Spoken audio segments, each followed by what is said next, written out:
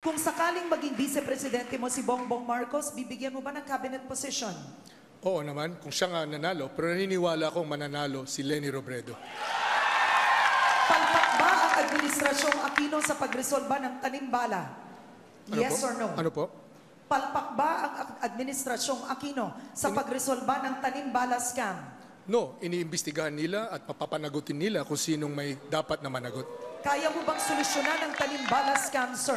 Oo, simpleng-simple. Tatanggalin ko yung mga scanner doon sa harapan ng airport. Dahil may scanner na doon sa baba, walang pangangailangan na iscan.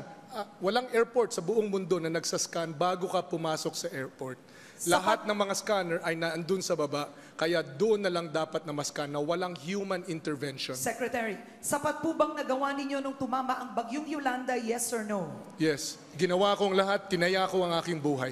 Papayag po ba kayo sa pagpasok ng mga bagong minahan sa Pilipinas? May batas eh. We are all aspiring to become President of the Philippines. Number one is to execute the laws of the land.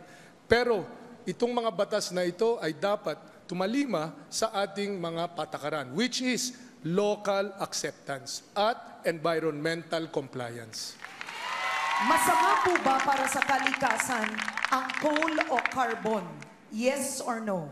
Yung maduming coal at maduming carbon, masama. Pero may mga coal plants sa Finland, sa Germany, sa Sweden, sa gitna ng lungsod na pinapaandar dahil ito'y tinatawag na clean coal. Nangangahulugan ba itutuloy niyo po ang pagpapatayo ng 23 nakabinbin na coal plants sa Administrasyong Aquino? Kasabay nun ay isusulong natin yung natural gas para manatiling 50-50 yung ating energy balance between clean, which is coal and oil, at saka sa natural gas